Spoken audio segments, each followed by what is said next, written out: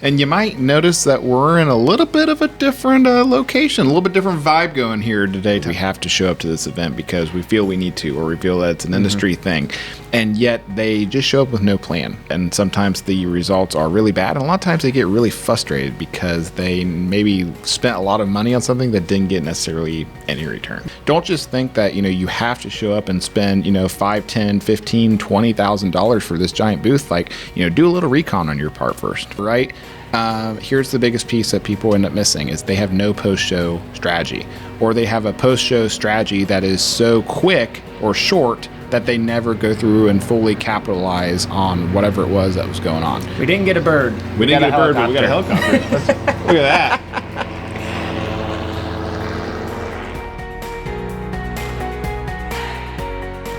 Hey everybody, and welcome to another episode of the Next Gen Strategies podcast. Join me as always, Mr. Tyler Davis, and you might notice that we're in a little bit of a different location, a little bit different vibe going here today. Tyler, where are we at? We are at Fort Myers Beach, which is a lot better than my basement.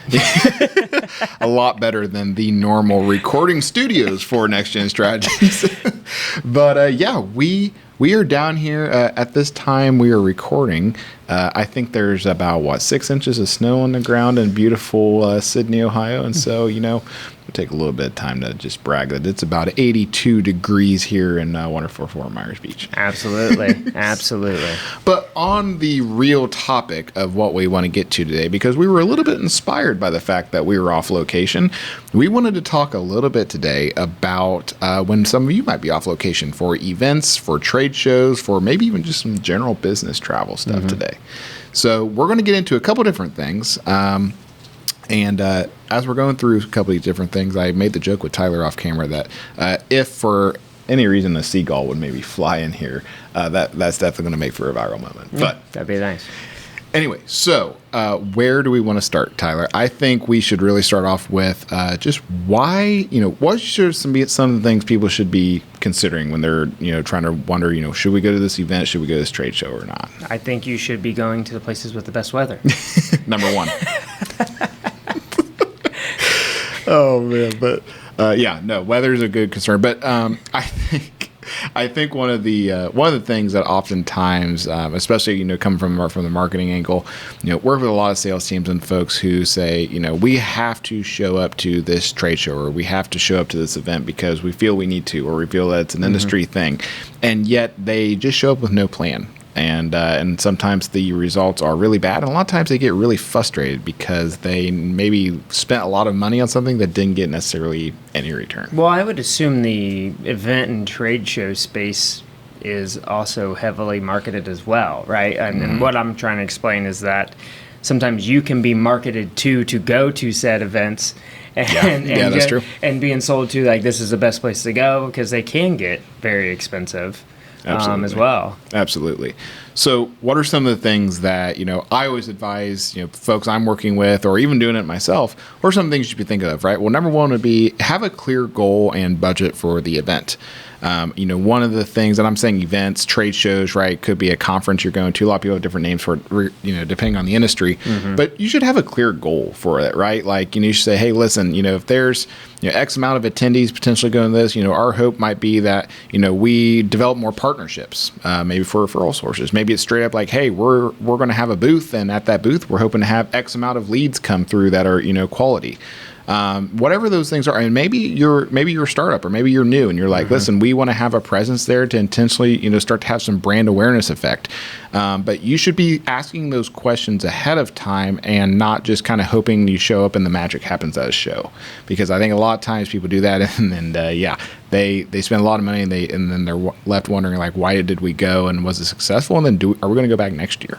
Yeah. And so that's one of the things, right, is just have those clear goals in place.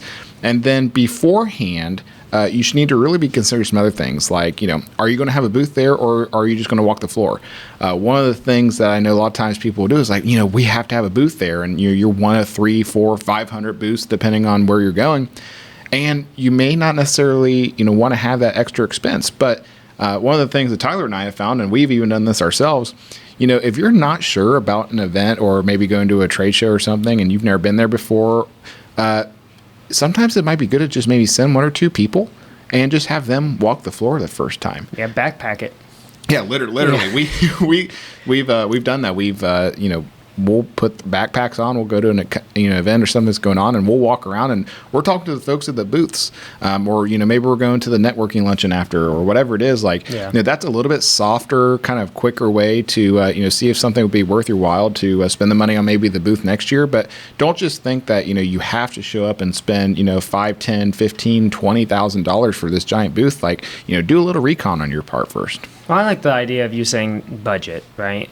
Because these things can get incredibly expensive, and not only from the direct expense of what you're paying for to sponsor or have a booth at an event, but also all of the travel, depending on how big of a team goes, their lodging, their meals, all of the above can really rack up a ticket price. And I think putting some perspective behind budget and then what the goal is and what potential ROI you might have would be important. Yeah, for sure. So let's say we've got our goals down.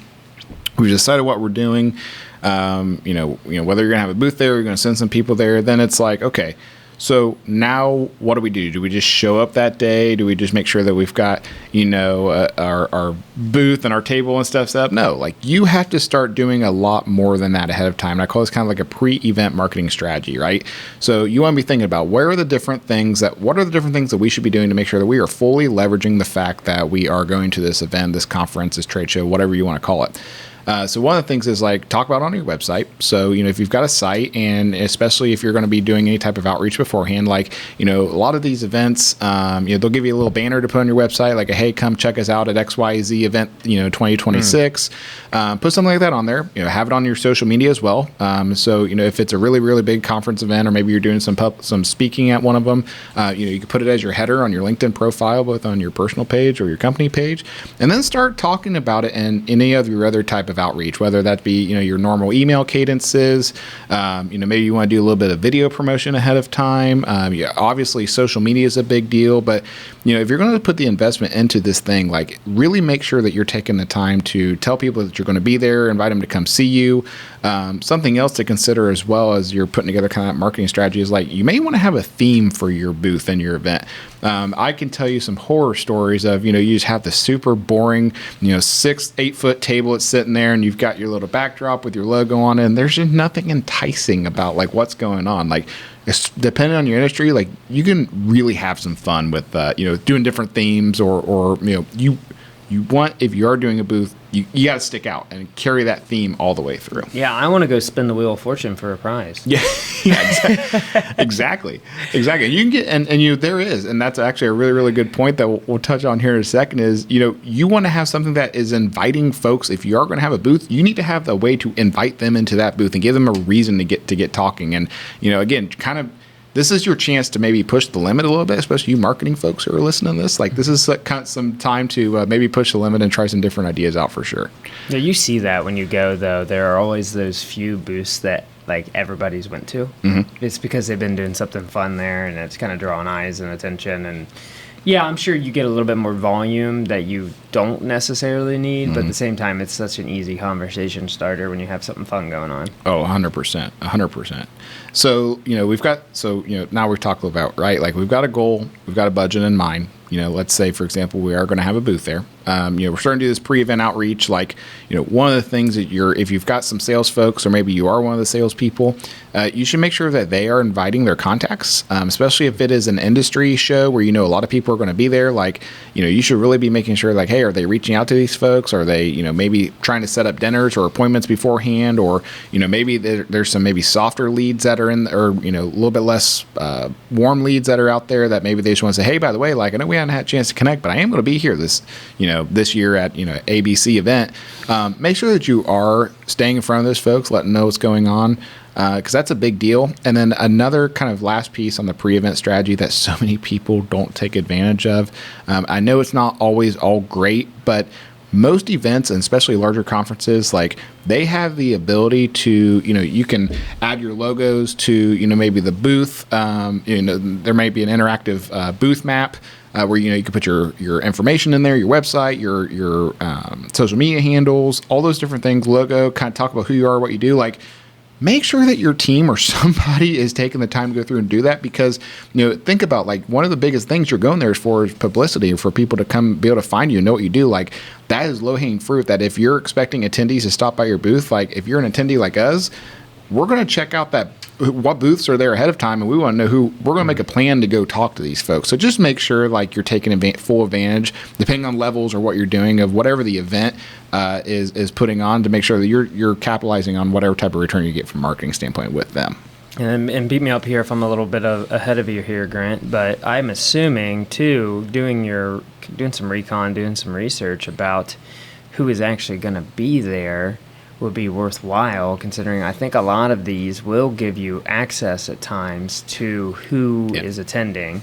And I think that goes back to some of your pre-marketing items where you could make direct contact with someone maybe you've never contacted yet, but knowing they're going to be there, giving them an invitation to come see you. That's a really good point, Ty, and I love it, man. You're just becoming Ty's going to pass me on the marketing side and sales side. It just happened to me before, like, a really good point. Like the accountants have a lot of different expos and events and stuff, and there could have been something I was thinking about wanting to see, but if I'm going to get something well done sent to me, let's preface that well done. Yep. Say, hey, Tyler, come talk to us. We got this and that going on. Maybe you get a chance to do a demo or something, this or that. That's going to really encourage me to come and say hi. Because sometimes it is a little, I don't call it intimidating, but, if you're a little shy or backwards, you don't just come stumbling right up to stuff right away. So getting a little bit of an invite would be nice. And I say well done because, like, don't just send a blast to the whole list of people and some generic crappy message. I'll get Grant going on that. But. Yep. No, it is. That's a really good idea. And a lot of times if you're like, well, who do I reach out to or how do I do that? Like, most of the time these events will say, like, who was there maybe last year, or if you've maybe been building a list, like, go look at that, go maybe connect on them, connect to them on LinkedIn. Just a soft outreach, just a connection, hey, and then they might see that you've been posting on there. But then you get to the event, and that's where some of the real magic starts to happen. So I want to talk a little bit about what to do at the event, right? And I'm not going to be like, this is how you set up your trade show booth. And no. But there are some things that I would say, especially you managers who are maybe in charge of sending folks out there, you should really be expecting certain things. And so I will talk a little bit about, just the booth in general, right? Like, a lot of times you've got standard sizes for booths, right? Everybody can kind of, you got the table in front, you got room for the backdrop behind it. But I want to talk a little bit about, let's say you do have something that, maybe you don't have a super engaging wheel to spin for prices or whatever, but, budgets are limited, or maybe you just don't have that, creativity yet. But for folks that are going, there are some best practice tips I do want to say. And number one is, like, one of the biggest reasons why you're going there is for brand recognition. And so I see a lot of times folks have backdrops that are either too busy, or there's something about that backdrop where like the logo is maybe not prominent. Or, think about it, like, a lot of times, like, if you're in a line of booths, like, if you have too much on that backdrop or too much on those front tables, like, your messaging is going to be lost. So keep it crisp, keep it clean. Use the conversation that you're going to have with folks that are stopping to talk more about your product versus trying to fit everything and just blast somebody with a bunch of information when they walk by, because that can be kind of messaging is going to get lost there. Something else to consider. Your folks that are going to be there, let's say you have 2 or 3 folks inside of a booth. If they are sitting and they are in the back, or they're not, like, actively out front of the booth or whatever table that you have, you're missing an opportunity. Nobody wants to stop at a booth where you've got 2 or 3 salespeople. 2 of them are sitting on, in chairs like this, and they're sitting there scrolling on their phone hoping somebody stops by, right? Like, we all have seen that, and you never know. Like, if you're going to take the time to be out there 8, 10, 12 hours a day, like, you better have somebody who's, like, actively out front. Like, body language is a big thing. So don't send folks that maybe, don't have the right kind of charisma or character or personify your brand in the way that you want it to. Like, you need to have people who are standing up. It's fine if you're sitting, like, those days get long, but, like, you should be standing up. You should have nice posture. Like, you should be kind of open out in front of the booth. I'm not saying that you need to, as people walk by, like, grab them and pull them in. I've seen some people do that very successfully. But you do. You need to have that kind of energy, that charisma. And yes, like, those days get long, but but you got to do that because otherwise, again, like you're kind of wasting your opportunities and not fully leveraging what you're doing if you're not. I'm gonna poke fun at my CPA friends, especially the ones in audit. They'll be like in their suit, right behind the booth, just let me come audit you. I was like, oh. That's the atmosphere Grant's talking about, where you're all buttoned up, sitting back there, and you're just not approachable. Come give me a pin from us. Yeah. We make these jokes, but I think a lot of times, like, you got to kind of look yourself in the mirror and be like, oh, but gosh dang it, yeah, they might be right. We might be, you might have a couple of things that maybe you do well and other things. So that's one. Like, it just comes to like your folks that are there, like a presence and whatnot. The other piece of this as well is like there is ample amounts of time, and for you marketing people out there, like, or you're part of the marketing team, you're trying to help the sales team, like, you should be taking pictures of folks at the booth. You should be walking around taking pictures of the show. You should be commanding kind of maybe having video. Taking short clip videos, like, and it doesn't have to be anything overly produced. It can be, grab a $25 lapel mic with your iPhone and take a quick little picture. Hey, this is Grant over here at booth number 223 at ABC Expo, and super excited to be here. Like, that gives you so much, like, what I would say, like, free content or something to talk about maybe a little bit differently than what you normally do. Like, if anything else, make sure you're capturing that, because maybe some of this conference stuff is like the conference ends up being a dud, but at least you've got some really good potential personalized video and photography coming out of that. That's pretty low hanging fruit. I love the style and flavor you see. We went to one where, you remember the gentleman, they all had the matching bright orange shoes. Oh, yeah. They always wear those to trade shows and events, where it's because those are the orange shoes guys, Yep.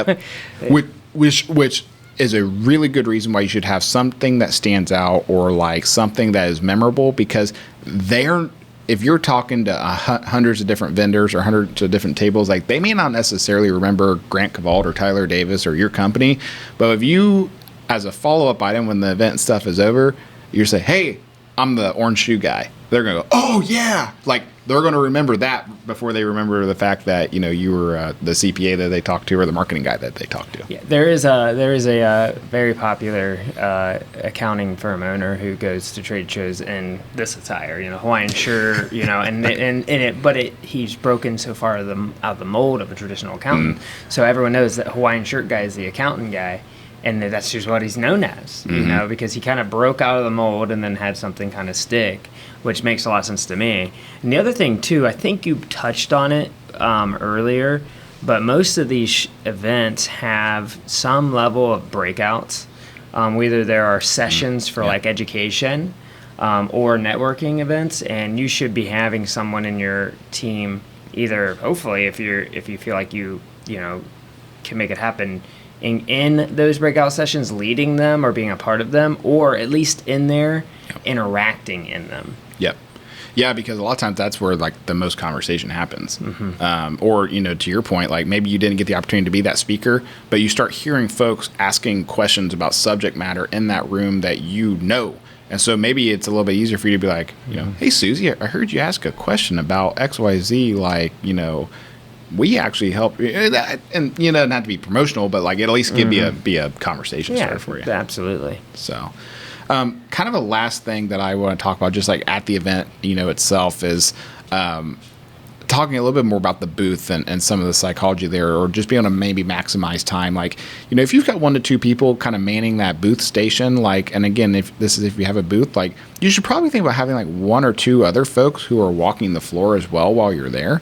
And then have kind of a rotation, right? Like, you should be thinking through, like, maybe, and that keeps you fresh. Like, that keeps, you might have some folks at the booth, and, another hour or 2, you rotate out and let people walk around. But that keeps the energy up. That keeps, kind of a different flavor for things. Certain people are going to connect with other people better than others. And so, then personalities are personalities, right? So, like, you do want to have, like, multiple opportunities to maybe walk around to the other booths and talk to people, or have different people who are in your booth as attendees are walking through that. Maybe they have conversations around different things. But that's a really good way to stay sharp, and then also kind of maximize, who you're talking to and where you want to go. Well, how many times do we have to say this on this podcast? But this is another opportunity for all of the people that are in the other booths walking around are, targeting the same audience that you are. and serving that audience. And a lot of them are not doing what you do. So going around and making relationships with those people. Yes.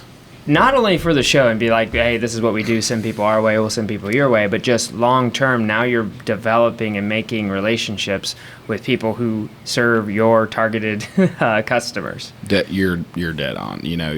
Maybe I'm a marketing person for, CPA firms. Well, maybe there's a legal person for CPA firms. Maybe they're all going to have the booths, and you're hoping these CPAs are walking through the aisles, go maybe have some joint stuff with them. And who knows, maybe you don't have a lot to spend on or a lot of maybe, budget allocated to do a lot of stuff from a marketing standpoint. They might. Yeah. So, a lot of if you usually walk up to somebody and say hey, I'd be willing to do a quick little, short video with you or something, they're going to love that. And so it's kind of a nice way to, extend the olive branch there and say, hey, let's do something. Yep, so. Absolutely.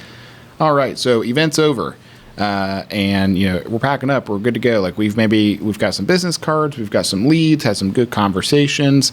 Hopefully you're tracking those somewhere. Hopefully you have either. I don't care. Sometimes it's quick, right? You even have to write something on the back of the business card, or if you're like me, I'm doing quick little voice memos to myself, or maybe telling something to Chat GPT, or maybe you've got a CRM you can put it into.